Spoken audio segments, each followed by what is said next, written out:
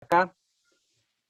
Voy a comenzar leyendo unas palabras que marcan el propósito de, pues, de esta charla, que es seguir compartiendo lo que a muchos de nosotros acá igualmente nos causa, que es la transmisión del psicoanálisis. Hay una breve presentación de un grupo que hemos mantenido a lo largo de un par de años, que hemos decidido llamar Lecciones de los Martes, y doy una breve introducción. Esto lo escribí, es breve. Diversos son los intentos de estudiar psicoanálisis. Hoy en día diría que hemos avanzado hacia una democratización del saber psicoanalítico, pero lejos de representar una cuestión más abierta a todos, nos inscribimos cada uno en el deseo de otro. La causa que compartimos todos desde que abrimos un texto de Freud es su propia causa y a su vez la nuestra. Esta causa lo llevó a interesarse en el conocimiento de un maestro que estaba en Francia, ir allá, aprender, traducir sus enseñanzas, de un grupo de estudios que llevaba por nombre Lecciones de los Martes. Aquí comenzaba la especulación sobre el inconsciente, eran las clases de Jean-Martin Charcot. La idea de que traducimos lo que leemos es abrir la dimensión de las significaciones. El compartir el hecho de lo que ahí está escrito nos permite tener herramientas para movernos. Una idea que estaba ya en la filosofía, el inconsciente, pero de la que Freud se serviría para inventar un nuevo dispositivo del tratamiento para las afecciones del alma. El desarrollo de los textos prepsicoanalíticos definen la antesala del conocimiento que hoy seguimos discutiendo en grupo, siempre bajo la guía de una enseñanza, de una causa que nos invita a seguir hablando, lanzándonos a abrir más grupos de trabajo y seguir pensando las tareas que nos legaron Freud y Lacan. Lacan, otro maestro francés del psicoanálisis, también abrió una enseñanza que, al igual que Freud, nos convoca a indagar sobre sus dichos y sobre sus escritos. El psicoanálisis, un saber siempre abierto, nos hace extender lazos sociales, pues hay que saber también cuestionar el horizonte de la clínica de nuestra época. Bueno, quiero agradecer a Oscar Lamorgia por aceptar esta invitación para que nos platique sobre la conferencia titulada Objeto y Fantasma. El grupo de estudio que nosotros mantenemos se ha dedicado ahorita a revisar los textos de Lacan, los seminarios, y también remitirnos de vez en vez a los textos freudianos y alguno que otro que el propio Lacan va mencionando y otras referencias. Entonces, sin más, quiero presentar ahorita a Oscar.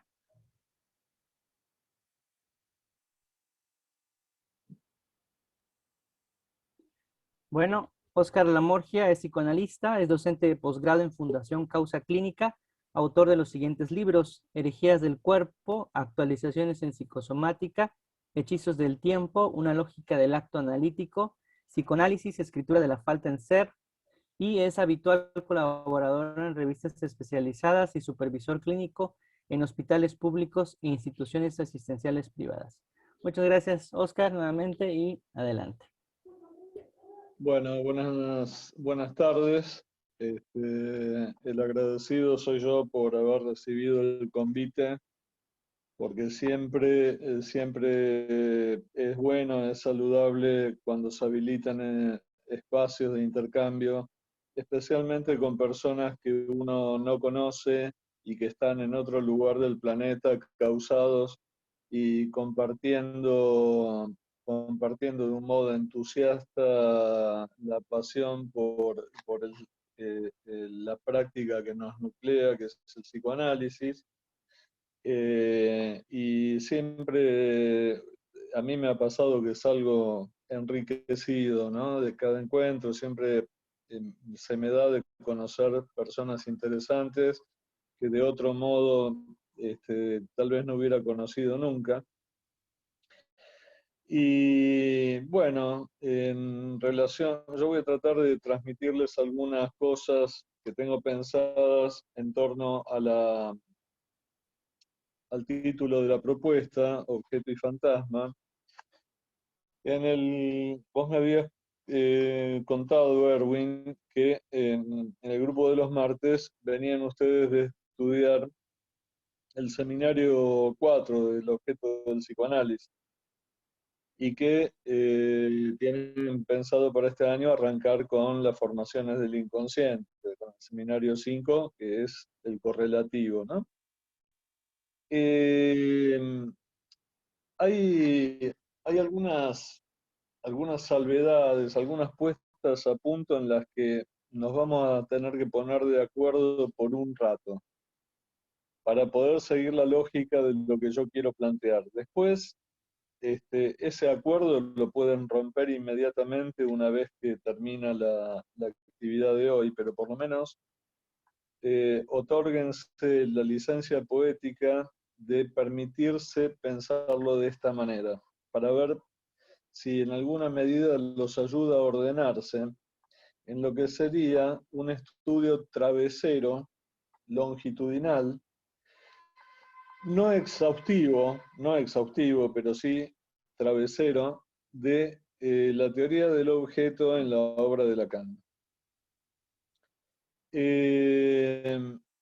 Fíjense, en el comienzo de su obra, los primeros años de su obra, uno debería preguntarse cuál es el compañerito del sujeto.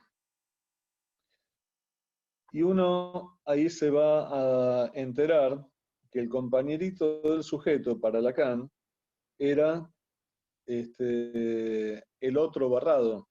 Tenemos el sujeto barrado y su compañero de andanzas en el psicoanálisis es el otro barrado. Después hay otro periodo intermedio donde podríamos ubicar como eje el seminario 9, 10 y 11, o sea, la identificación, la angustia y de los fundamentos del psicoanálisis, mal traducido como los 4 conceptos, ¿no? El seminario se llamaba Los Fundamentos del Psicoanálisis, Lacan lo llamaba así. Pero bueno, eso tiene una sutileza que convendría aclarar, pero vamos a ver si hay tiempo. Más o menos para esa época, identificación, angustia, 4 conceptos o fundamentos. Ahí el compañerito del sujeto ya no es el gran otro. Ahí el compañerito del sujeto es el objeto A. Fíjense que diciéndolo así, ya tenemos ahí el composé de la fórmula del fantasma. Si decimos el compañerito del sujeto es el objeto A, ya tenemos ahí puesta en estado práctico la fórmula del fantasma. Y en un Lacan avanzado, que en algunas instituciones transnacionales llaman el ultimísimo Lacan, que yo les diría, más allá de expresiones como esa, podemos situarlo desde el seminario 16 en adelante hasta el final, más rabiosamente, si ustedes quieren, desde el seminario 20, que es el seminario sobre el goce femenino, Ancor, donde aparece la proliferación de los goces, pasamos del goce a los goces y vemos que hay varios, con lo cual se abre una panoplia en el campo de la clínica que es muy iluminadora, que da orientaciones muy precisas y que permite ajustar también maniobras clínicas contestes con el goce sobre el que haya que apalancar o sobre el que haya que trabajar para producir una mutación en esa economía de goce, una mutación en esas magnitudes de energías que en tanto están del lado del síntoma son parasitarias para el sujeto, pero que cuando se pueden transmutar en el tercer tiempo del que les hago referencia, dan lugar a un goce que ya no es parasitario como el goce del síntoma, sino que dan lugar a un goce creador. Entonces, en el tercer momento de la obra de Lacan, el compañerito del sujeto ya no es el gran otro, ya no es el objeto A. No porque hayan dejado de estar, estamos hablando de predominios. ¿Eh? No es que se jubila el gran otro y después se jubila el objeto. Estamos hablando de predominios. Esos matemas van a seguir estando, pero la operatividad que van a tener va a ser cualitativa y cuantitativamente diversa respecto de cómo empieza Lacan su obra, que es tratando de producir una deflación, una desinflamación de lo imaginario en la clínica que habían promovido los post-freudianos. Entonces Lacan hace una vindicación del simbólico, del universo simbólico, en desmedro de el registro imaginario al que el post-freudismo le había inyectado anabólicos esteroides. Entonces ahora, en este tercer momento, el compañerito del objeto A es el síntoma. El síntoma con H intermedia entre la T y la O. El síntoma. Para decirlo rápidamente, el síntoma es ese residuo que queda, que tiene que ver con lo incurable. Una vez que fue relevado, levantado, como decía Freud, todo aquello que era relevable y levantable y curable, hay un carozo, hay un hueso que queda pelado, pinchudo, seco, que es el incurable. Y este goce, este goce de invención del que les hacía referencia hace un rato, tiene que ver con lo que diferencia, una de las cosas que diferencia el psicoanálisis con cualquier formato terapéutico. Y es que en el psicoanálisis el sujeto queda en los umbrales de poner a producir lo incurable, ¿no? Es como si acá en Argentina tenemos un caso que es muy ilustrativo, pero no hace falta que sea tan grandilocuente para que encierre una verdad. Tenemos un caso de un médico, Alberto Cormillot, que él se ha aplicado a trabajar con casos de obesidad de distintas estaturas, digamos, ¿no? Desde hiperobesos hasta gente que quiere solo ponerse en forma. Tiene todo un sistema y un criterio muy, muy afiatado en relación con eso. Ahora ocurre que este hombre era obeso, era muy obeso. Estudia medicina, se dedica a nutrición, adelgaza, hace deportes, hoy es un hombre bastante mayor que practica esos bailes que son con las chapitas en los zapatos, como hacían Fred Astaire y Gene Kelly. Yo no me acuerdo cómo se llama eso. Pero digo, un hombre octogenario, largo, y que está en su plena forma y como asesor. La cuestión es que él, con ese incurable que había sido la obesidad y la marca que le dejó, se construyó un nombre propio. No solamente lo puso a producir ese incurable que había en él, sino que eso propició la construcción de él en tanto nombre propio. Hoy nadie le preguntaría a Cormillot si estudió en la Universidad de Córdoba, en la de Buenos Aires o en la de Stanford. Hoy Cormillot es su título. El apellido pasó a ser su título. Que creo que es aquello a lo que cualquiera de nosotros podría aspirar, ¿no? A que el nombre propio se constituya en sí mismo en alguien que no es uno más en la serie, sino que queda recortado no por mejor o por peor, sino por la singularidad con la que pudo tramitar ese incurable que lo acompañó una buena cantidad de años. Ahora fíjense, ¿por qué es importante establecer que a lo largo de la obra de Lacan el sujeto tiene compañeros prioritariamente diferentes? Porque esa misma tripartición que les dije, que está el combustible que lleva, Freud le llamaría Aufhebung, que es una palabra alemana que significa conservación y superación. Por eso les decía, no es que desaparece el gran otro, no desaparece el objeto A, no.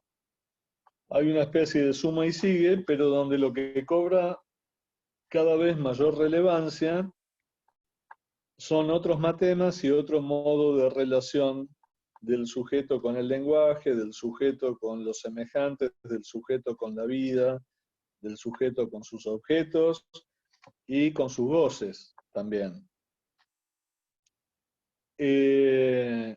Esto mismo que les decía, que uno lo encuentra en la obra de Lacan, lo puede encontrar a lo largo de un análisis. A lo largo de un análisis, ¿por qué decimos que el compañero del sujeto es el gran otro? O quien ocupe esa carnadura. Y porque viene a quejarse de la esposa, o porque viene a quejarse del jefe, o porque viene a quejarse del padre, o porque viene a quejarse, pero siempre la responsabilidad subjetiva, la subjetivación de lo que le pasa, es algo que va a aparecer no en un primer momento, sino que primero organiza una queja acerca de sus malestares donde el otro está implicado. Cuando eso queda limpiado, limpio de imaginario, limpio de historias, limpio, pero hay que hacerlo eso, porque hablar tiene efectos de ligadura, ligadura es drenaje libidinal, el hecho de hablar, hay que pasar por ahí, no se puede saltear eso. Yo decía hace poco que Nietzsche planteaba que a menudo iba por la vida salteando escalones y que los escalones rara vez se lo perdonan. Cuando uno quiere saltear como si tuviera una garrocha en la mano o una liana, quiere saltear etapas por las que hay que pasar, eso no es gratis. Por eso el análisis es largo porque hay que pasar muchas veces por cada lugar para localizar la responsabilidad del sujeto y para que él pueda ver que ha sido artífice de las construcciones de las que se siente víctima. Esa es toda esa primera etapa. Llegamos a esta segunda, donde aparece el sujeto y su compañerito, el objeto A. Objeto privilegiado, que ya cuando tenemos alguna ruta constructiva en relación al fantasma, vemos que hay una persistencia en la posición del sujeto en la vida que está regida por esa maquinaria que se llama fantasma, que localiza de un modo casi monolítico el modo de gozar, que anticipa una respuesta ante la pregunta existencial del sujeto respecto de qué quiere el otro de mí. Entonces, bueno, el sujeto, ante la incertidumbre de no saber qué quiere el otro de mí, él prefiere anticipar una respuesta y proceder en consecuencia, con lo cual arma un guión de vida, un guión en el sentido, les diría, cinematográfico o teatral, donde va por la vida contratando actores diversos para representar siempre la misma obra teatral, que se podría llamar El otro me quiere cagar, por ejemplo, o el otro me quiere mutilar, o el otro me quiere impedir. Pero básicamente se arma una construcción fantasmática en la cual el sujeto va por la vida confirmando una y otra vez lo que el axioma fantasmático le dice. Esto lo tenemos en esta segunda etapa. Después, cuando lo que es levantable vía el análisis, lo que es relevable, como decíamos antes, tiene efectos de caída, donde caen identificaciones imaginarias a las que el sujeto estaba alienado, donde los S1, a los que también estaba alienado, dan lugar a rutas asociativas que le permiten drenar también cadenas por la vía de cadenas significantes, le permiten encontrarse con cosas que no había pensado hasta ese momento y también le permiten un drenaje de una masa crítica energética que estaba coagulada en el fantasma. No olvidar que el fantasma tiene ese carácter ambos sector. Por un lado es sostén del deseo y por otro lado es condensador de goce. Ahora, es sostén del deseo, pero de un deseo impuro. Es sostén del deseo que en realidad está más regido por las suposiciones de qué desea el otro de mí, de qué me quiere, o de los anhelos familiares, o de lo que él supone, el paciente supone que la familia quería para él. Digamos, es un deseo impuro porque es un deseo que todavía no se desprendió del deseo de reconocimiento. Y el deseo de reconocimiento siempre juega en contra del reconocimiento del deseo. Por eso es impuro. Porque le estamos llamando deseo a cosas que son de factura diversa. Y cuando estamos en esa fase final de un análisis avanzado, donde decimos el compañerito es lo incurable del síntoma que quedó como residuo, ahí estamos de nuevo, ahí donde el síntoma en el sentido freudiano, era autoerótico, porque era una formación de compromiso, era una transacción que el sujeto había hecho involuntariamente, inconscientemente, pero no dejaba de estar imbuido por esa misma razón en un goce autoerótico y parasitario. Por eso, una de las consecuencias que tiene la neurosis cuando está muy sintomatizada es la fatiga crónica, lo que se llama actualmente síndrome de fatiga crónica, porque hay mucha energía puesta en estas repeticiones, mucha energía puesta en la arritmia mental, mucha energía puesta en cosas que no son proyectos genuinos y que conecten al paciente con el entusiasmo, sino con una especie de sobrevida donde arrastra los pies para hacer las mismas rutinas.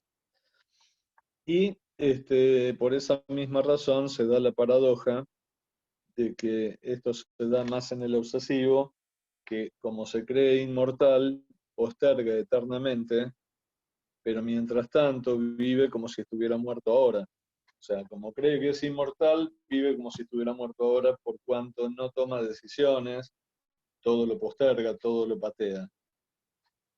El fóbico toma distancia del objeto fobígeno, a través de la geografía. El obsesivo toma distancia del objeto a través del paso del tiempo. En realidad, los dos ponen el objeto a distancia. La realización del encuentro con el objeto la ponen a distancia. Uno geográficamente y el otro a través del paso del tiempo.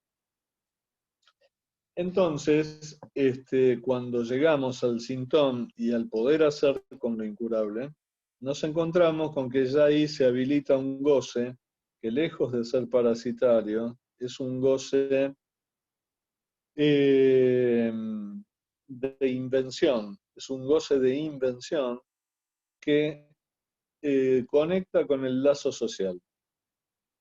Acá en Argentina tenemos un chiste antiguo que funciona siempre para entender esto, que es que dos amigos se encuentran y uno le dice al otro, che, ¿vos qué preferís? ¿Masturbarte o tener relaciones sexuales? Y dice, no, yo prefiero tener relaciones sexuales. ¿Por qué? Le dice el otro. Y porque se conoce gente así. Entonces, tenemos que la masturbación está del lado del autoerotismo sintomático y que el goce sublimatorio, post-analítico de la invención está del lado del lazo social. Lazo social era una de las maneras en la que Lacan le llamaba a los discursos. Entonces fíjense que alguien, para estar fuera, dentro del lenguaje, pero fuera de discurso, no hace falta ser psicótico. Uno podría decir que un neurótico que está gozando autoeróticamente de sus síntomas, en cierto modo, está fuera de discurso. Y una prueba cabal de eso, y ustedes lo habrán escuchado infinidad de veces, es que el obsesivo tiene que histerificarse para ingresar en el dispositivo analítico. Esto no quiere decir que tiene que mutar de estructura porque no se puede. Lo que tiene que hacer es colocarse en una posición discursiva donde esté no solo responsabilizado por su palabra, sino que trate de sostener sus propias preguntas. Eso es histerificarse, no cambiar de estructura. Es histerificarse en términos de discurso histérico, porque no hay discurso obsesivo, porque no hay discurso fóbico. Entonces, discúlpenme si estoy diciéndoles obviedades, cosas que ustedes saben desde siempre, pero me parece necesario para poner una puesta a punto que nos permita avanzar, fundamentalmente porque no nos conocemos todavía. Bueno, cuando vos, Erwin, me decías que venían de trabajar concienzudamente el Seminario 4, es necesario, habiendo hecho este recorrido primero, se impone decir que ese, que es uno de los primeros seminarios de Lacan, seminario muy difícil, muy esclarecedor y imprescindible.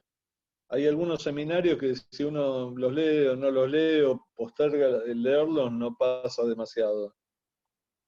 Todos son lindos, pero hay algunos que, por ejemplo, uno no se puede dar el lujo de no leer ese, de no leer Formaciones del Inconsciente, de no leer La Angustia,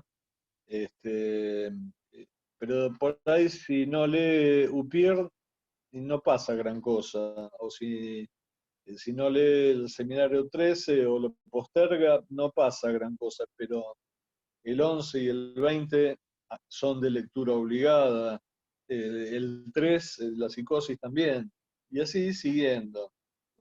Particularmente es un seminario muy importante y muy difícil, pero hay que estar advertido que ahí muchas veces en las que se habla de objeto, ahí Lacan intenta revertir una moda de los años 50 que duró bastante, que era el tema del objeto en psicoanálisis a partir de la teoría de Ferber.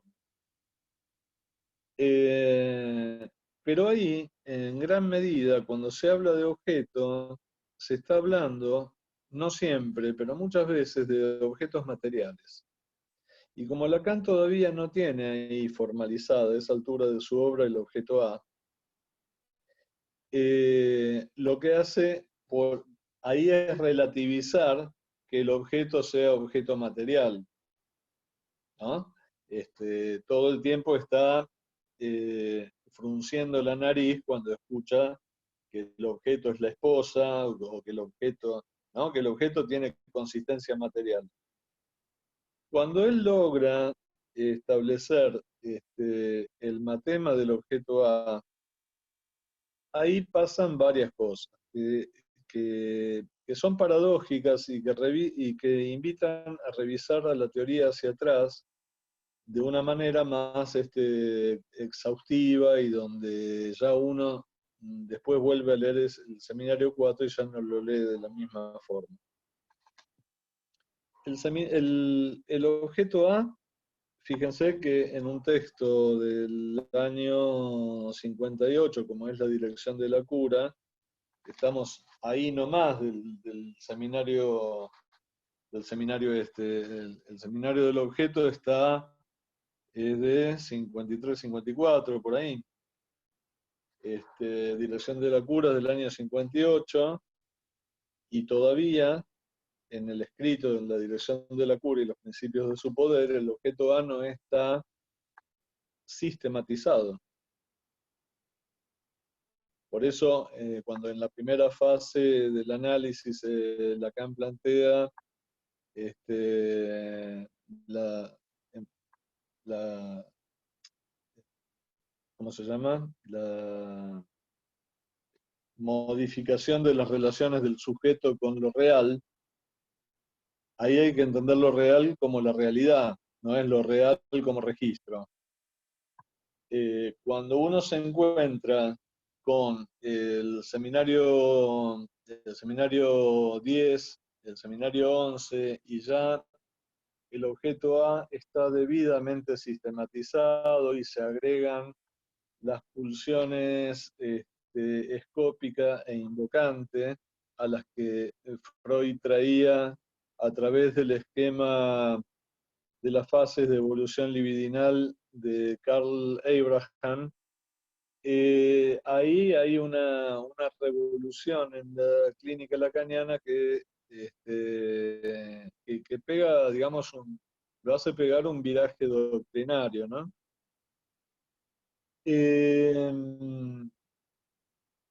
Bueno, en torno del objeto A aparecen varias dificultades. Una de ellas es que se le está llamando objeto a algo que no tiene materialidad. Otra de ellas es cuando se habla de pérdida de objeto en algo que nunca se tuvo. Ese sería otro problema. Si uno puede poner entre paréntesis este tipo de contradicciones, digámoslo así, puede seguir avanzando. Entonces, eso hay que tomarlo como licencias poéticas. Bueno, para ir conectando las cosas que de un modo un tanto desperdigado fueron dichas hasta acá, le pediría por favor a Raúl si puede poner en pantalla el gráfico que no tiene ningún número arriba y a la izquierda. Es el gráfico más prolijo de los tres que les pasé. Si se puede poner en pantalla mientras yo lo explico, que lo sostenga y yo le digo en qué momento quitarlo.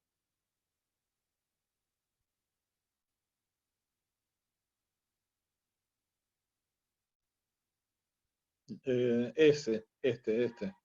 Muchas gracias, Raúl. Bueno, vamos a tomar la hilera superior, vamos a tomar como filas las verticales y como hileras las horizontales. La hilera superior, tómenla como títulos. Esos son títulos. De ahí para abajo van a ir encajando contenidos que son derivaciones de esos títulos. Fíjense, en el primer título, el de la izquierda, que dice protofantasías o protofantasmas, hay 5 protofantasmas ahí, o 5 protofantasías. Están las 3 que nos fueron enseñadas en nuestras primeras armas con los textos de Freud, y hay 2 que están agregadas. Las 3 que se nos han enseñado y repetido hasta la extenuación son seducción, castración y escena primaria. Pero fíjense que ahí está agregada retorno al vientre materno y en el último renglón dice la novela familiar.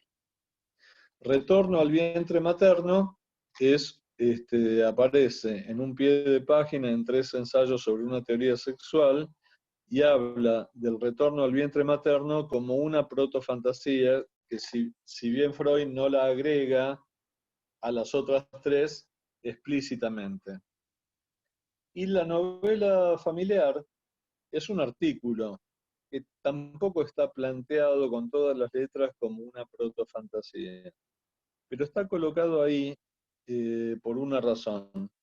Y espero que cuando yo termine de explicar el cuadro puedan por lo menos permitirse pensarla un rato antes de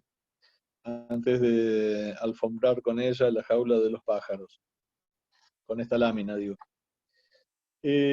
Bueno, entonces, cada una de las protofantasías tiene el objetivo de responder una pregunta existencial del protosujeto, del sujeto a advenir.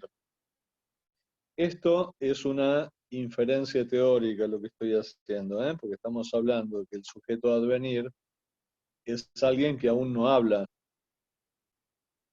Entonces, las protofantasías y todo lo que es lógica de lo primario en Freud, siempre se dan en momentos míticos y nunca son datos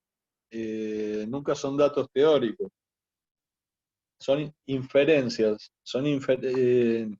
nunca son datos clínicos, quiero decir. Uno no los constata en la clínica hasta que no pase todo esto que vamos a tener que recorrer, para que vean de qué manera larvada y mutada aparece en la clínica los protofantasmas. Les decía, cada protofantasma intenta responder una pregunta existencial del protosujeto. Vamos a arrancar por la segunda, que es seducción. La primera la vamos a dejar ahí. Seducción, en la fantasía de seducción, es como si el sujeto, pensemos en el bebé, vamos a decir así, el bebé siendo atropellado en ese momento por magnitudes de energía que inervan sus zonas erógenas por los propios cuidados y por la higiene que le procura su mamá, su papá o quienes sean sus cuidadores, esas magnitudes de energía que él no puede tramitar porque no ha accedido a un lenguaje que le permita poner en orden eso que le está pasando y lo atropella. Es como si piénsenlo, es como si recibiera una mini descarga eléctrica. Es como la primera vez que alguien pasó por un orgasmo. El orgasmo es algo que no se parece a nada. No hay ninguna experiencia previa que sea parecida al orgasmo. Entonces, así como esa pequeña descarga eléctrica que sufre el bebé por la inervación de esas zonas erógenas, lo descoloca. Entonces es como si dijera, ¿de dónde viene la sexualidad? Y la respuesta fuera del otro.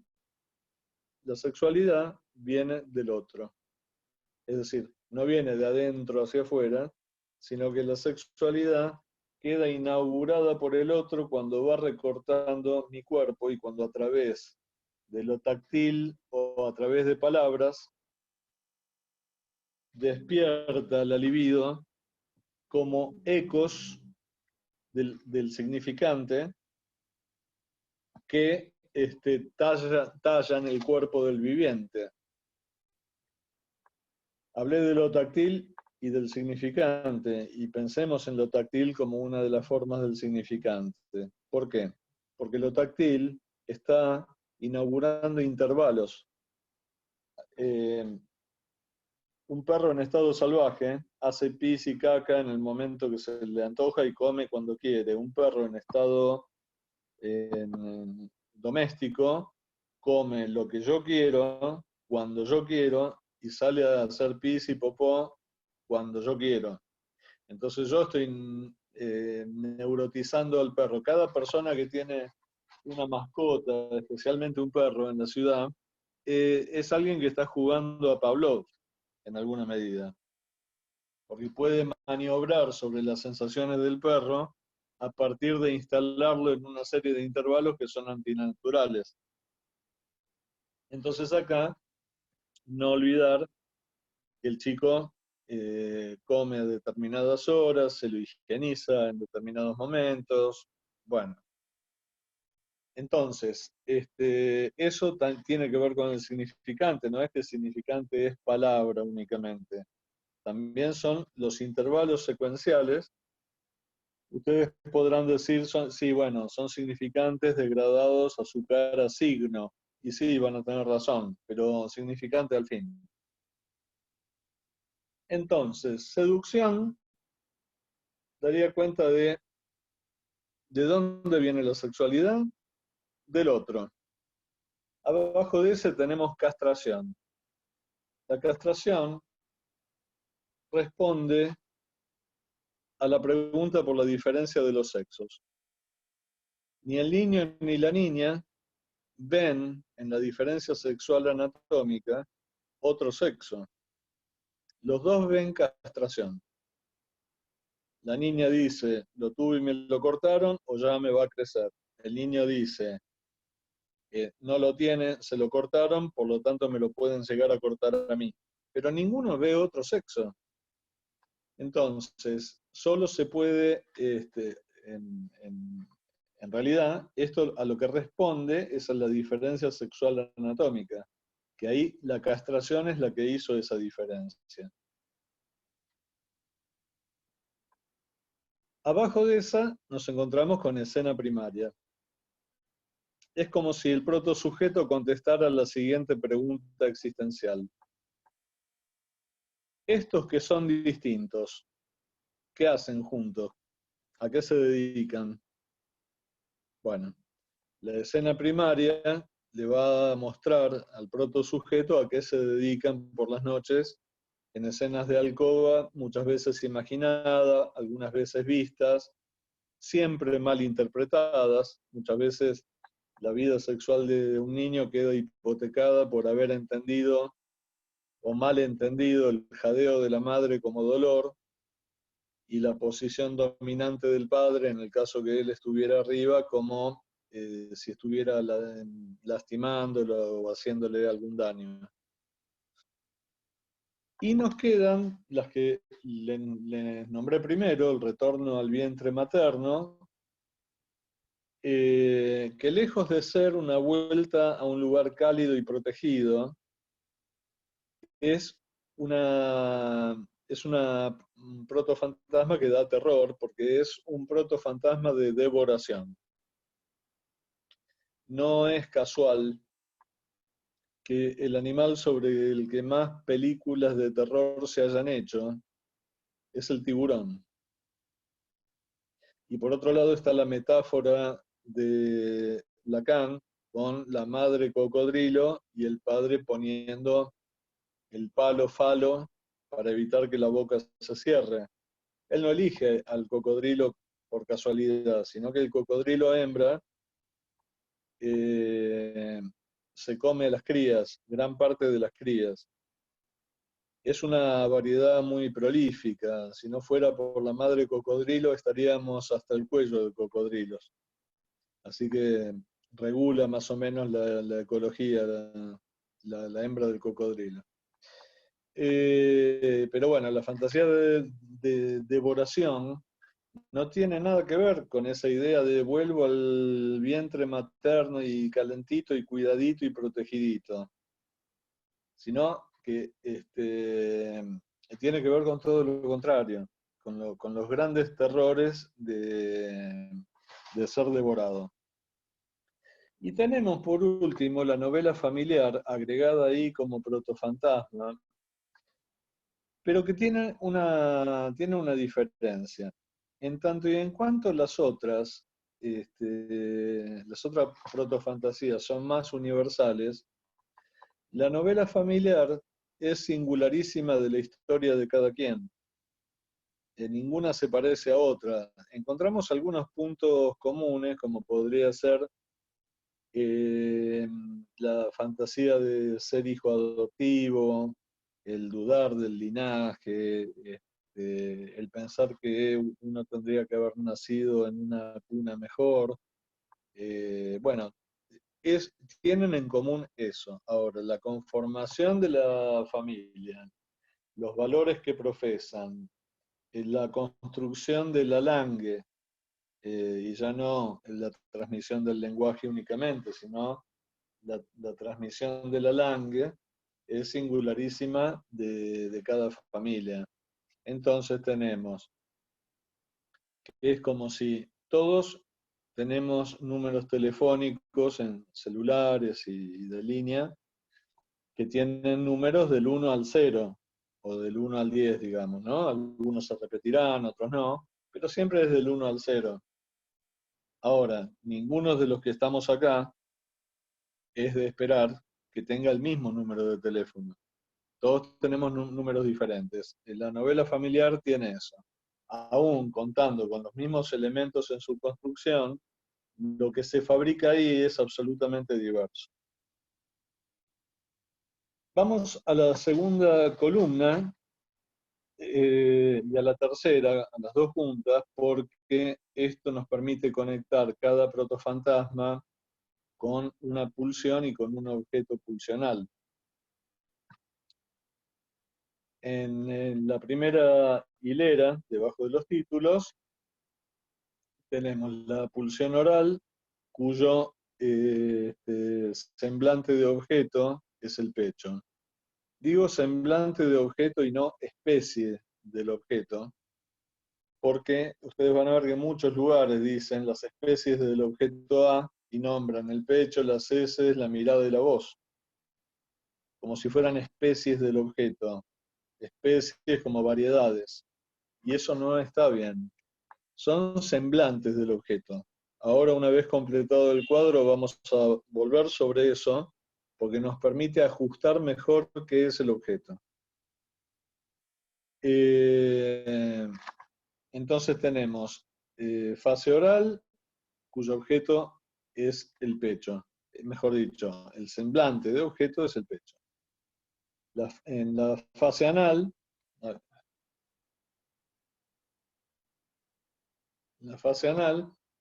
el semblante de objeto son las heces. En la genital, donde ponemos como objeto imaginario el pene, y ponemos fi minúscula porque es falo imaginario. Después, a la altura de la escena primaria, la pulsión escópica. La escena primaria, fundamentalmente, hay alguien que mira, y por eso la mirada es el semblante de objeto. En la novela familiar, que se construye a partir de los mitos y leyendas de cada familia y de la langue y de los secretos familiares, es la pulsión invocante, cuyo semblante es la voz. Ahora vamos a otra fila que tiene por título Relación del sujeto con el gran otro. Fíjense que está el rombito.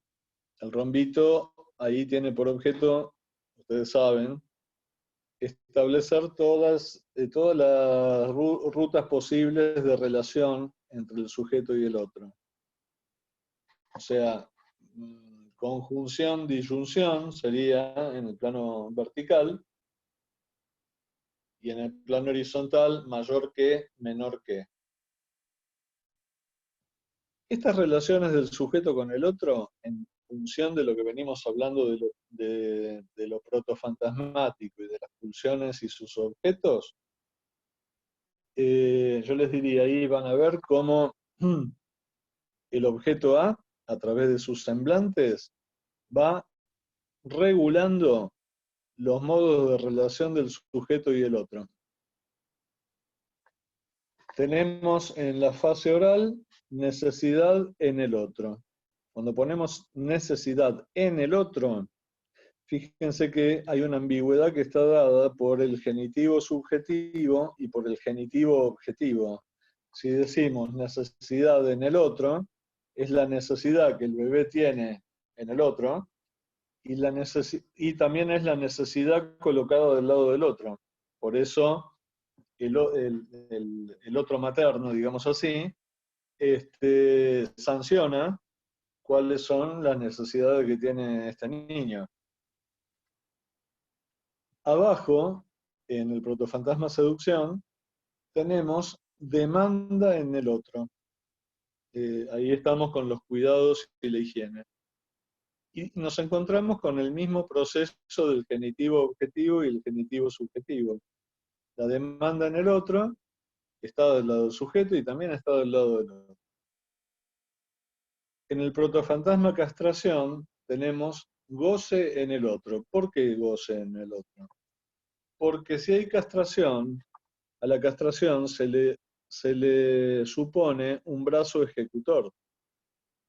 Alguien provocó o estaría en situación de provocar la castración en el niño, el corte. Eso se le atribuye usualmente al padre.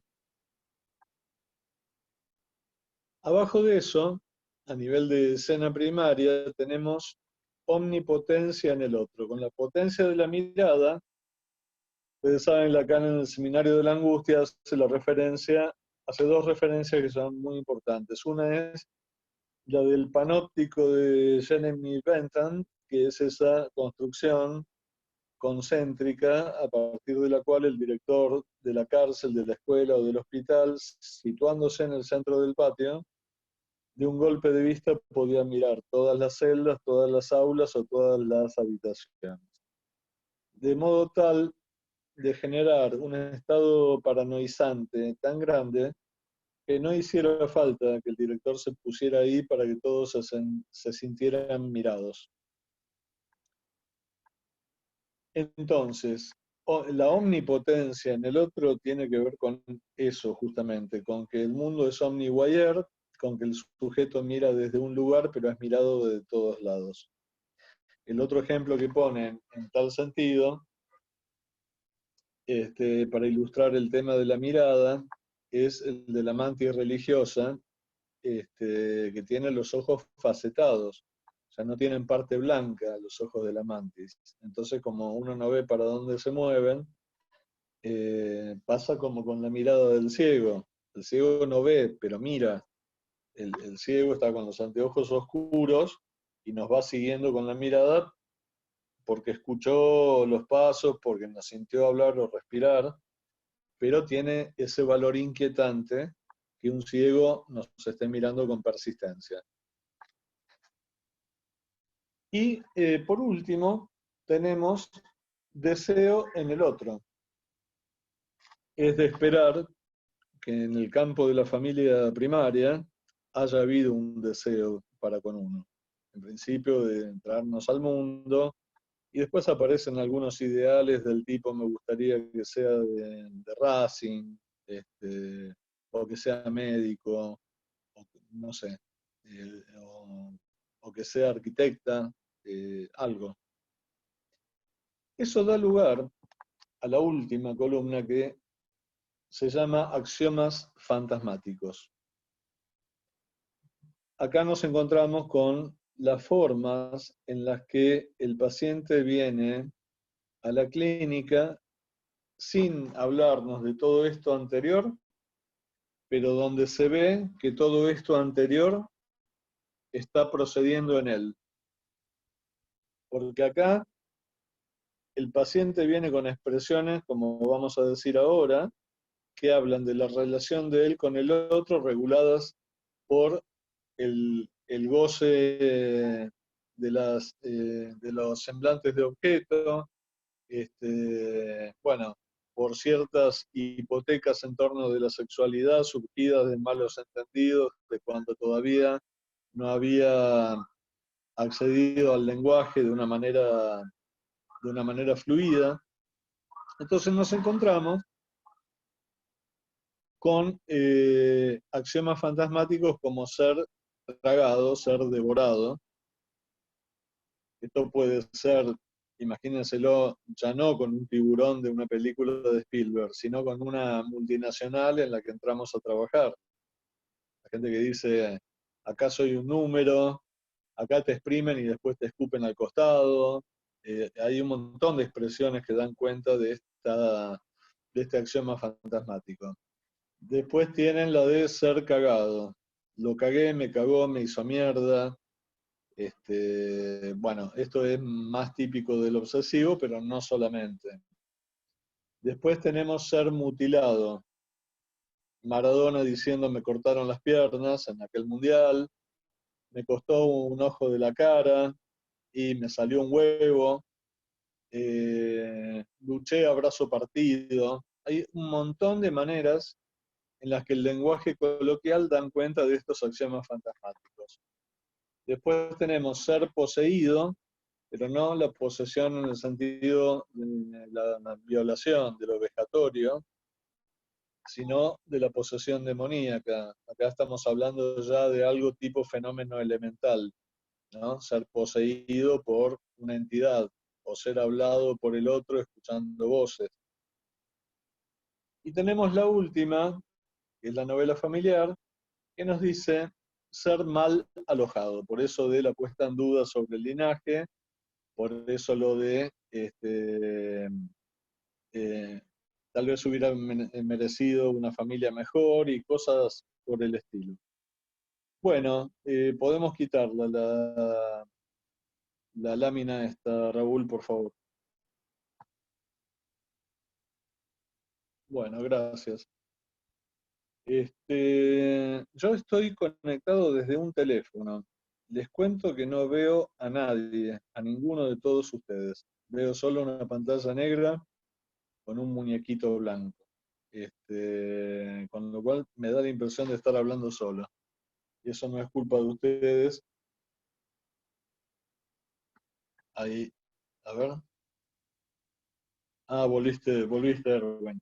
Te fuiste de la cámara para que gane mejor, para que tenga mejor transmisión, ¿no es cierto? Porque cuando uno apaga da todo, cuando se mutea y se sale de la cámara es mejor. Pero sí, lo que pasa es que me da la sensación de estar hablando solo. Bueno, no sé si quieres, por si alguien se quedó con alguna duda de esto, habilitar a que haya alguna pregunta o que la escriban antes de seguir con lo demás, o lo dejamos todo para el final. Sí, yo creo que para el final. Bueno, muy bien. En ese caso, le voy entonces a pedir a Raúl, por favor ponga la lámina que dice 1 arriba y a la izquierda.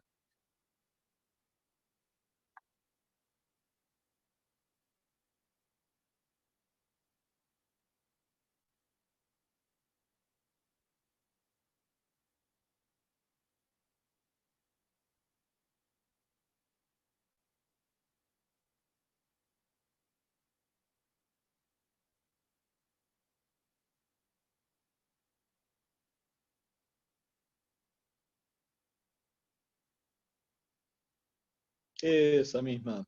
Muy bien. Gracias, Raúl.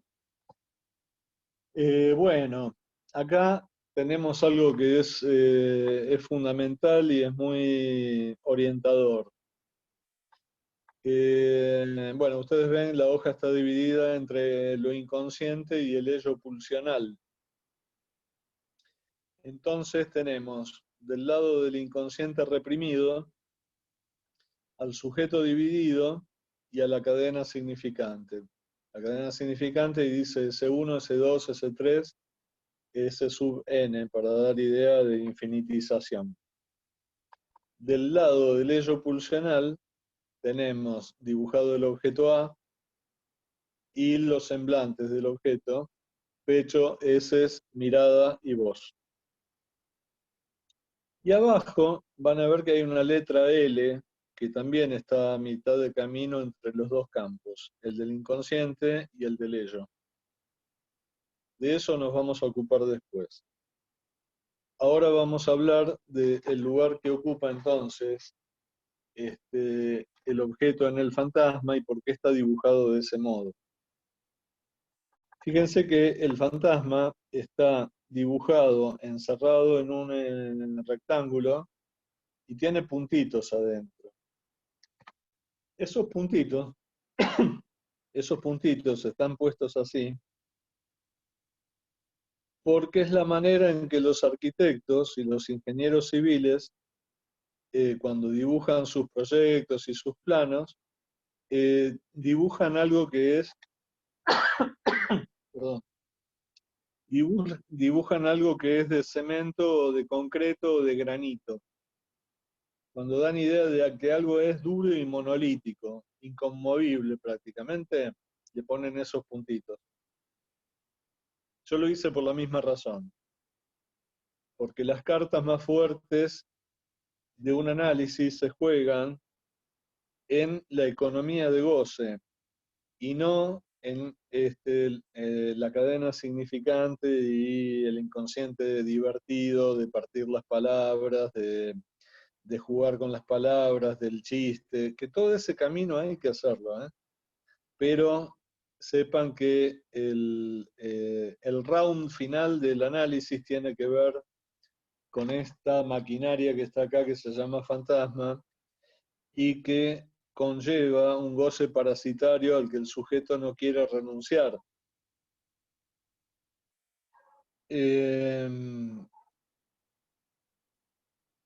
Y esa es la conectividad que tiene el inconsciente con el ello pulsional, porque si no, no se conectarían en ningún lado y el análisis sería interminable.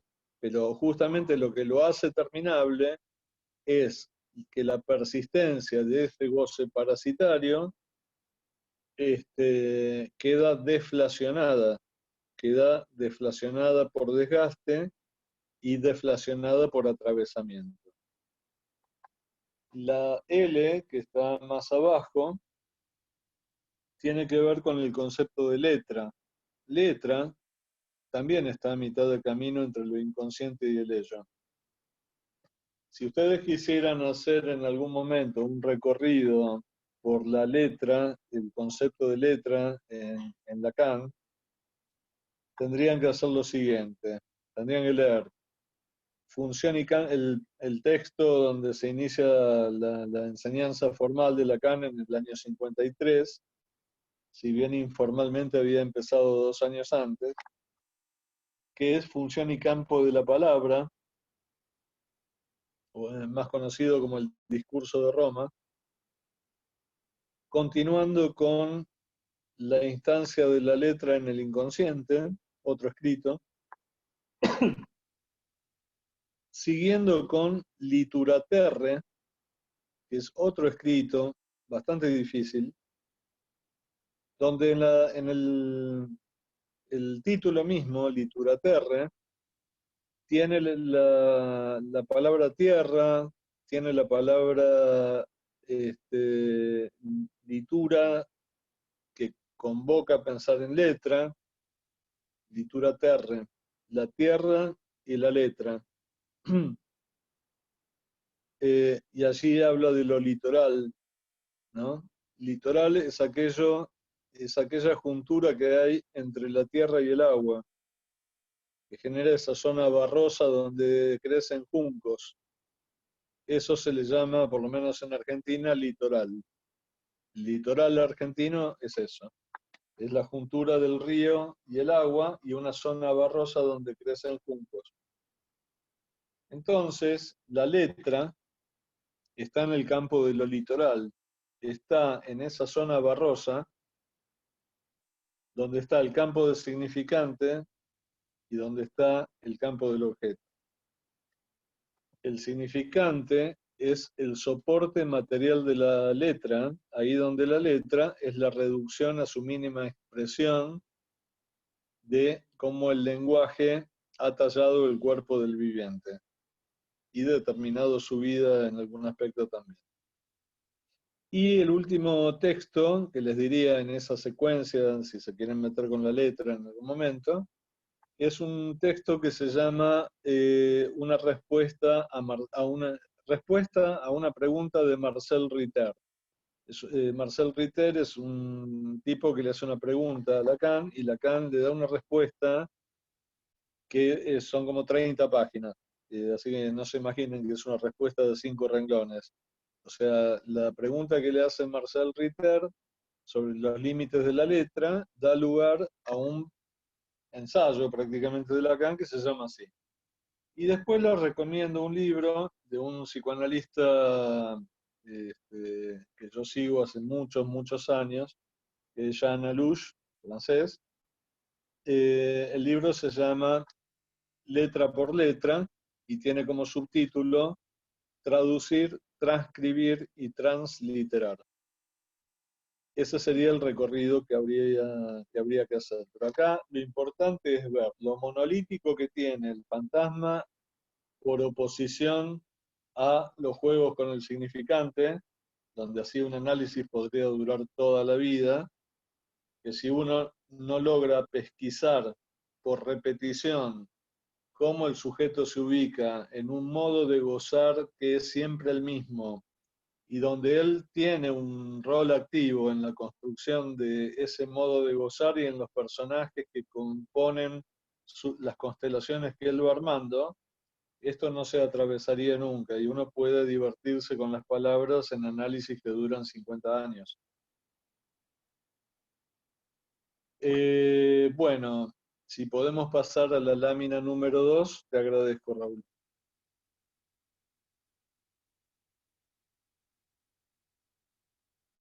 Acá. Bueno, acá nos encontramos con que dice arriba interversión. Interversión. La interversión es una figura topológica de la topología nodal que hace que si en un aro de cuerda, esa, hace que si en un aro de cuerda yo lo intersecto con un 8 de cuerda,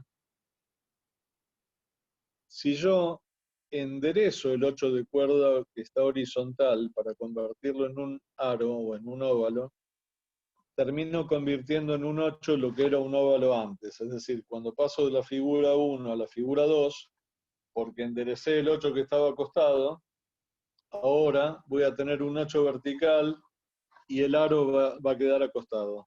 Eso se llama interversión en topología nodal.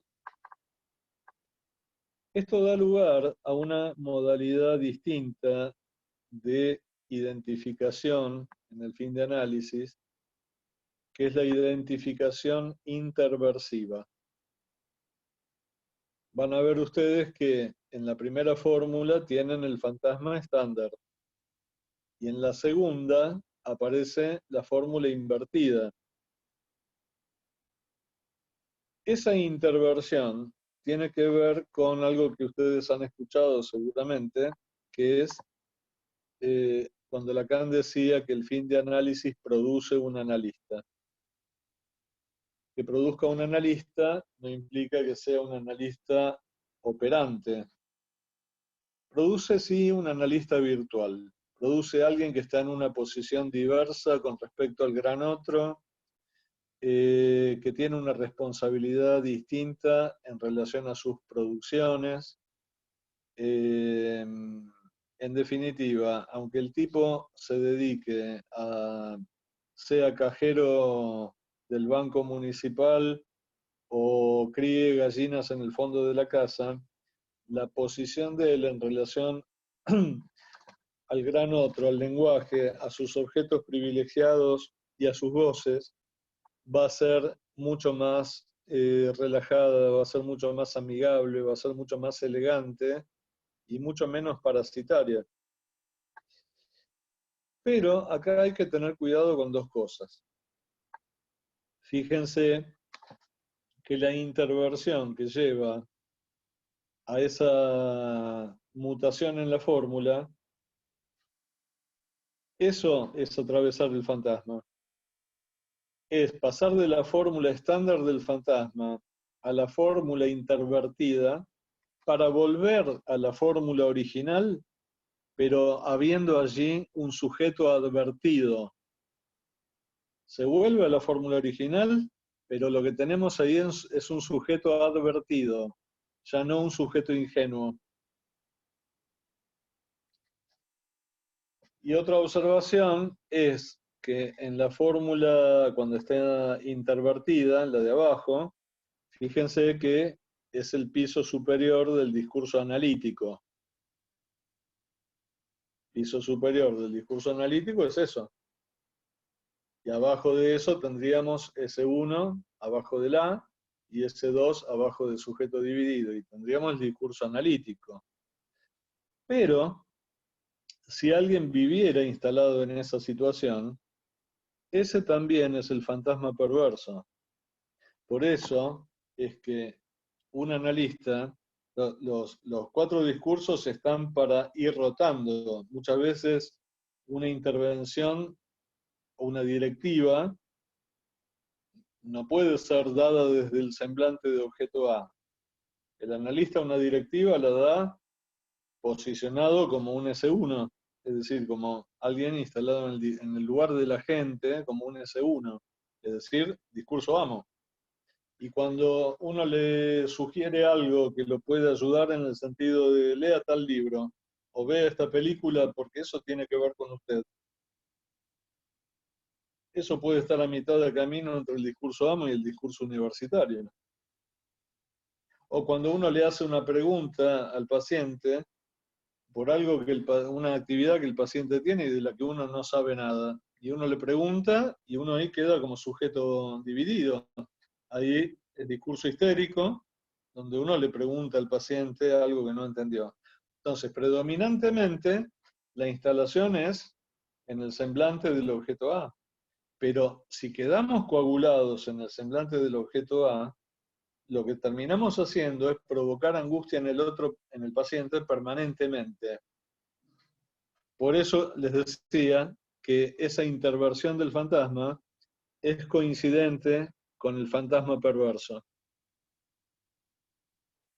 Y ahora quería volver a decirles algo en relación a por qué le llamé, en lugar de especies, al pecho, las heces, la mirada y la voz, en lugar de especies, le llamé semblantes.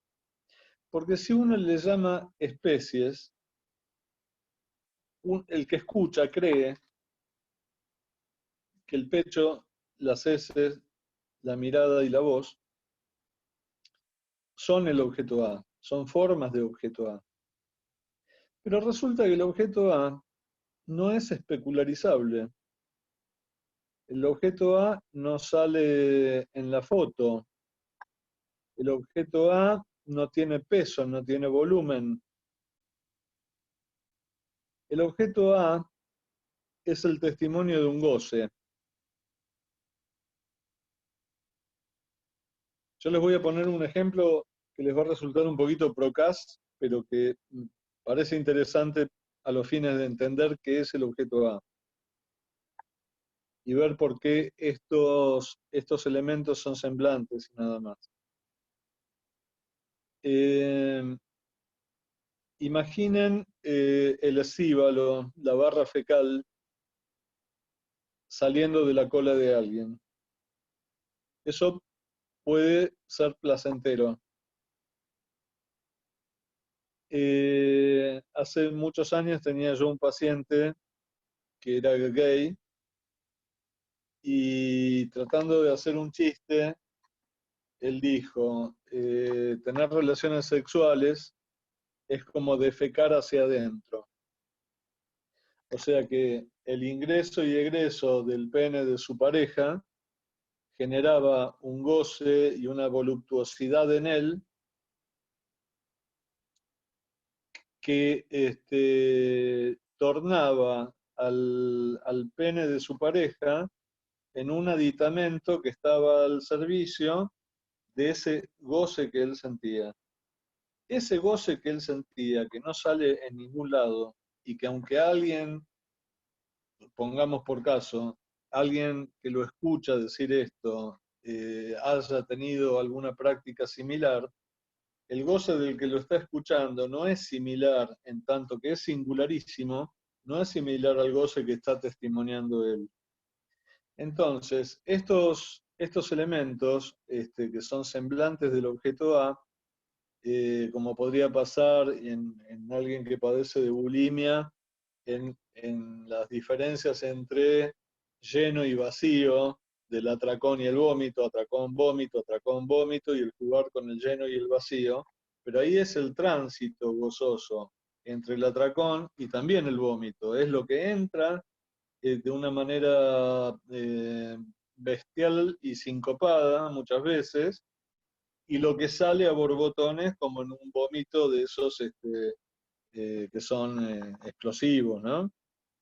Bueno, entonces, el objeto A sería aquello que se puede, aquello que nos permite recortar, bordear. Bordear sería una linda palabra. Bordear un goce que es singularísimo y para el cual contamos con algunos semblantes. De acuerdo sea el goce predominante, alguno de estos semblantes será más importante que otros en la vida de alguien.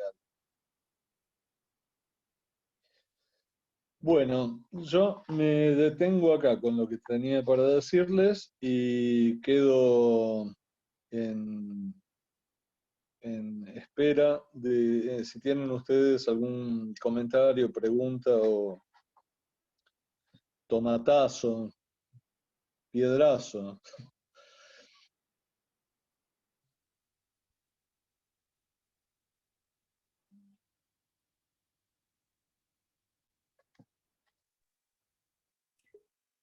Bueno, pueden activar su micrófono en cualquier momento por si desean intervenir.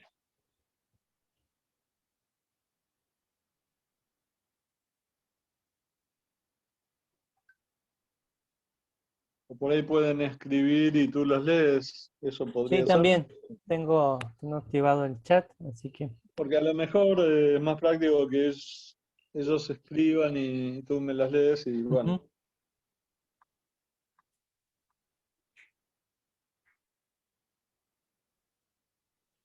Bueno, yo tengo una por lo pronto, no sé si igual en lo que alguien escribe.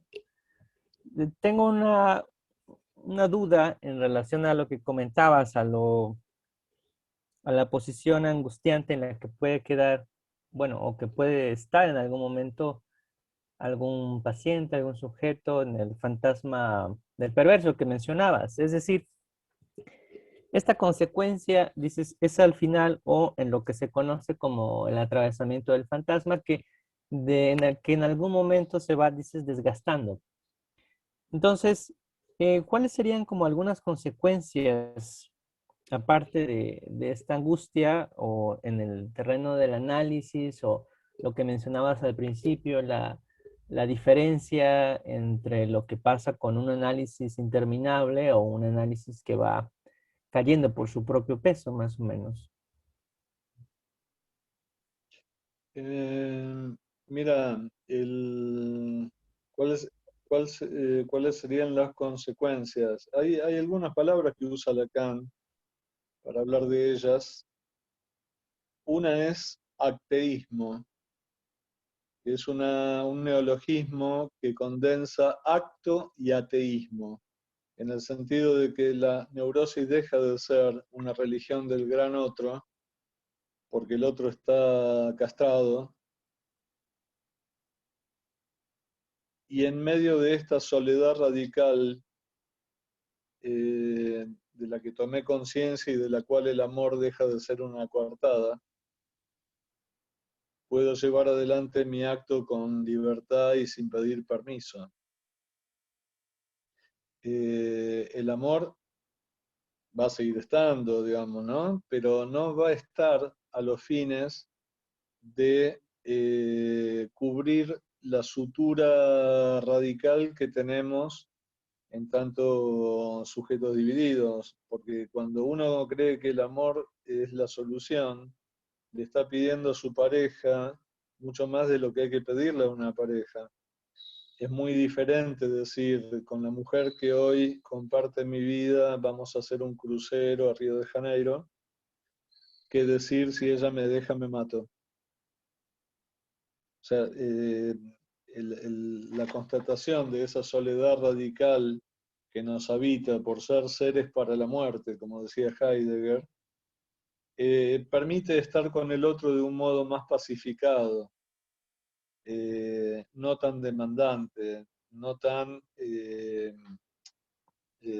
sí, básicamente eso, no tan demandante, no tan excesivo, no tan intenso, sino que la intensidad que tenga que ver con el amor y con el erotismo, pero no con que mi pareja tiene que ser mi amigo, mi amante, este, mi cuidador, tiene todo, tiene que ser todo.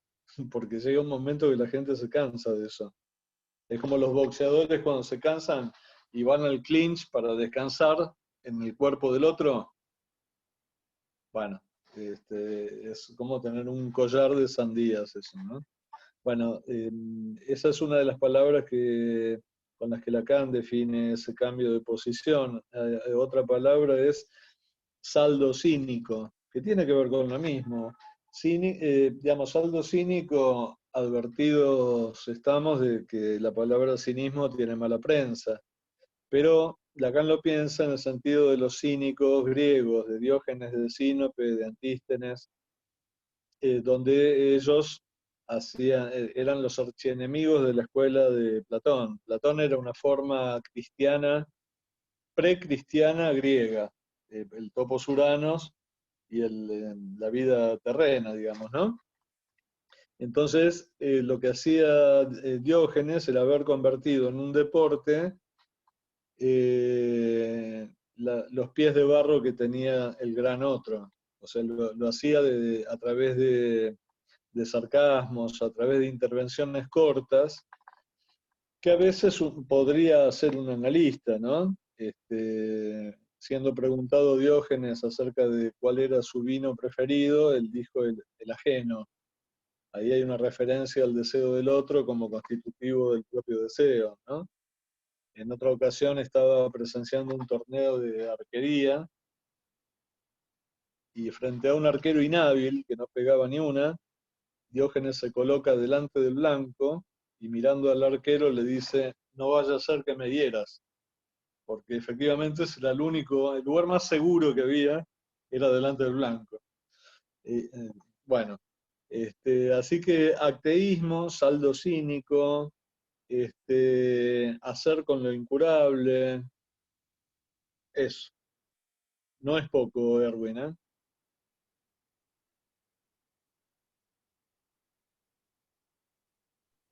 Ya, he escuchado otra como quizás un redoblez de lo cínico, es decir, algo que sería como, bueno, mencionaste hace un momento el fantasma perverso.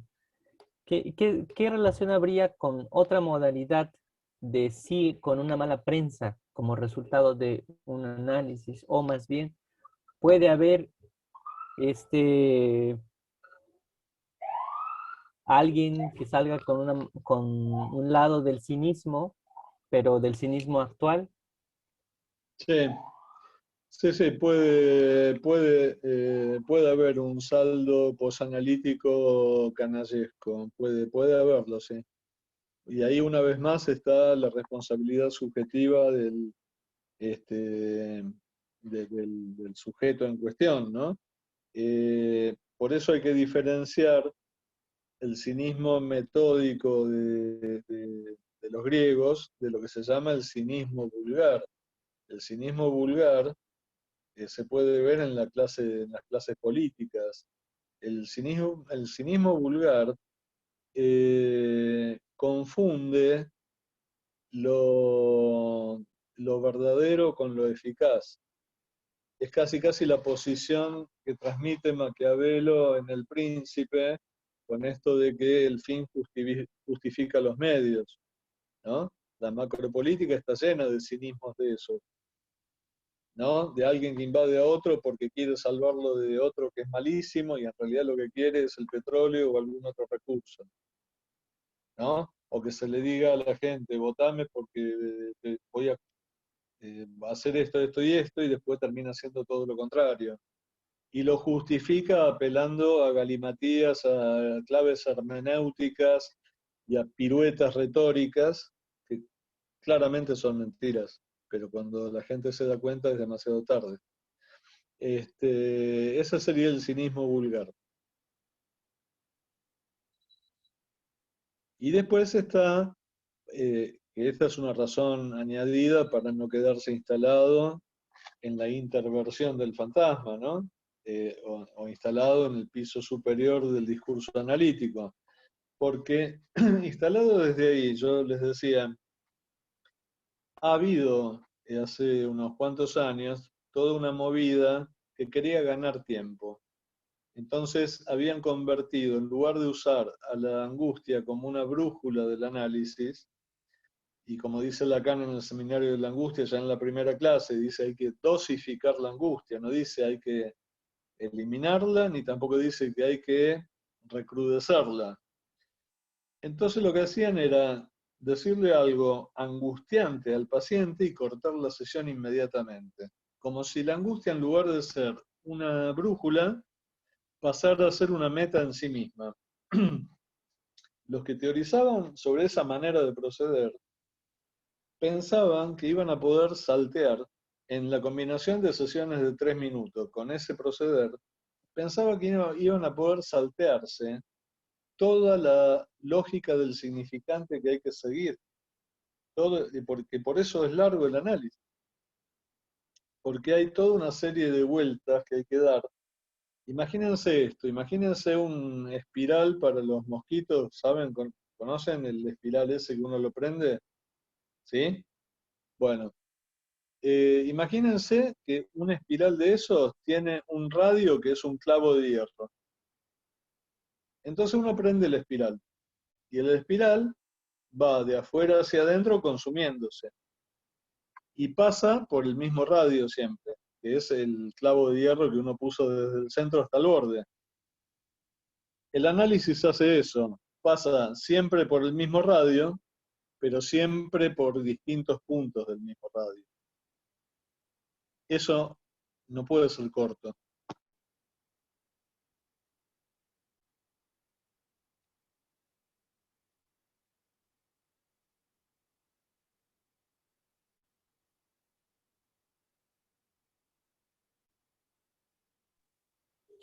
Entiendo. Eh, bueno, no sé si alguien tiene alguna pregunta, un comentario o un tomatazo, como decía Oscar.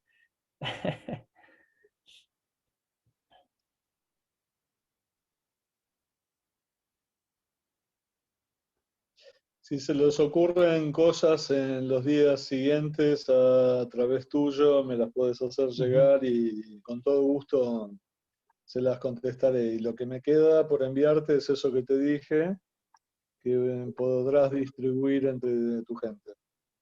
Gracias, Oscar. Sí, A a ver, eso te voy a pedir que me mandes tu dirección de correo electrónico por acá. ok, perfecto. Creo que Mirta va a comentar algo. No, Adelante, que Mirta. dije que Ah, seguramente se nos va a ocurrir alguna ok. consulta muy interesante, sobre todo el cuadro, porque realmente es muy esclarecedor, muy didáctico, así que bueno, les agradezco el espacio. Bueno, yo lo que espero que no te aburras de mí, Mirta, ¿eh? No, no, no, Espero que no te aburras. claro, voy fijando todos los conceptos. Bueno, No, es bueno, que lo voy pensando en función de los pacientes también, ¿no? Porque claro, en claro, un cuadro uno claro, los escucha, esto de ser cagado, bueno, o la demanda, o mal alojado, ¿no? Sobre claro, todo esa, ¿no? La de la sí. novena familiar es muy interesante. Sí, sí. No, y Algo aparte, memoriza, aparte, aparte que no son excluyentes, porque en alguna misma paciente puedes encontrarte con dos o tres de estos. claro, se Ujú. van, bueno, no, como las instancias no puras, Exactamente. campos coloreados, diga. Ya. Bueno, muchas Entonces, gracias. gracias, Gracias. Mirta. Entonces, esto que comenta Mirta me llama la atención, quiere decir de que puede haber un predominio de alguna protofantasía y también otras a lo largo de un análisis, Sí, ¿no? El recorrido. sí, sí, sí, sí, sí. Sí, a medida que los goces coagulados empiezan a desplazarse, que es de buen pronóstico, que algo que está coagulado empiece a desplazarse, a moverse. Sí, sí, pueden mutar los axiomas fantasmáticos hasta que caigan junto con el gran otro, digamos, ¿no? Hasta que caigan, Ujú. hasta que esa gran religión, por eso Freud decía, la religión es una neurosis colectiva, así como la neurosis es una religión individual, Ujú. porque es una religión del gran otro. Entonces, Ya. es como si uno dijera, a lo largo de un análisis, cuando voy pagando las sesiones, lo que estoy pagando es mi propio rescate por haber estado secuestrado por el gran otro. Estoy Ya. yo comprando mi propia libertad, ¿no? Y como pagar un rescate es. Ya. Vale. Bueno, no sé, alguien había activado su micrófono, no sé si, creo que Rosa, ¿querías participar? No, solamente agradecerle, porque bueno, las relaciones personales son complejas y las interpersonales todavía van más allá de nuestro alcance en algunas ocasiones resolver. Y todo esto que se virtió ahorita en la mesa, pues sí me deja con muchas inquietudes, porque a veces uno tiene creencias y tiene paradigmas ya muy establecidos por la formación que tenemos, por nuestras creencias religiosas, por los valores y principios inculcados, por nuestra cultura. Y en ocasiones no nos permite desarrollarnos totalmente como queremos o estamos en esa disyuntiva de hacer algo más y nos detenemos en algún momento para poder llevar a cabo algunas situaciones. Sin embargo, creo que es importante el atrevernos a, y parte de esta plática me deja eso, el atreverme a poder hacer algo más sin tener la inquietud o el temor de quedar mal, siempre y cuando no le haga daño a nadie, ni me haga daño a mí. Pues creo que es importante poder establecer esta relación en cuanto a atrevernos a hacer algo diferente, ¿no? En nuestra vida. ¿Mm? Entonces, eso me deja, Oscar, muchas gracias por Bueno, me permitir alegro mucho. eso. Eso me deja a mí el día de hoy tu plática y te agradezco mucho Bueno, bueno. esta situación de bienestar que me deja el haberte escuchado. Bueno, muy contento de escuchar esas palabras y de poder ser útil en algo, ¿no? Así que encantado y espero que en otro momento nos sigamos viendo. Claro que sí, muchas Gracias. gracias. Sí. Gracias, Edwin, gracias. A ti, Rosa, a ti, Mirta. Muchas Bueno, gracias. Oscar, muchas gracias. Y bueno, te quería como pedir unas últimas palabras para ver qué opinión tienes del estudio, la formación psicoanalítica. Eh, es muy amplia, ¿no? La pregunta. Este,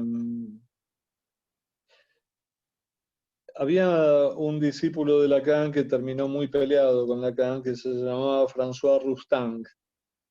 Creo que se murió, ¿eh? Tenía,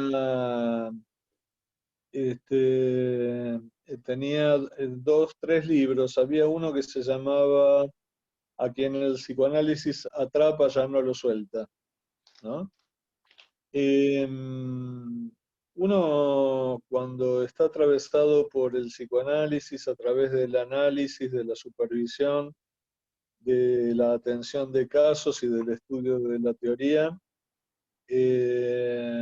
no convierte esto en un sistema de vida, sino que esto funciona en uno sin necesidad de que sea referencial todo el tiempo, como si pasa con alguien que sigue a un filósofo, o a un maestro sectario, o a un político encumbrado.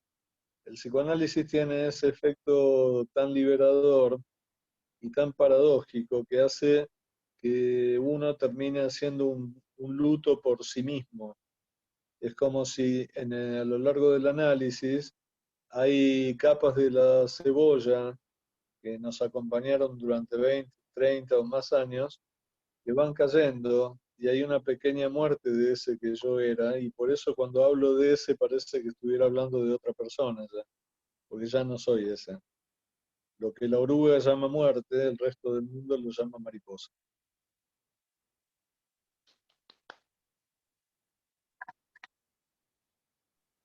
Muchas gracias nuevamente, Oscar, por la charla y seguramente pues seguiremos en la formación, en el estudio y la reflexión de los conceptos freudianos y lacanianos.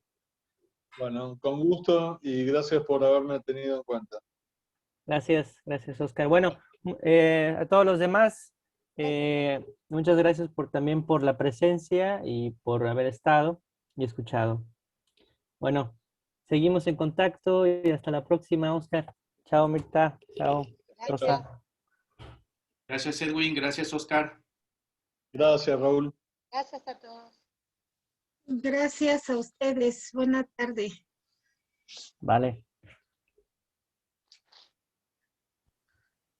Buenas noches. Bueno, entonces, Oscar, te escribo más tarde para lo que... ¿Ya estamos fuera de aire? No, todavía no.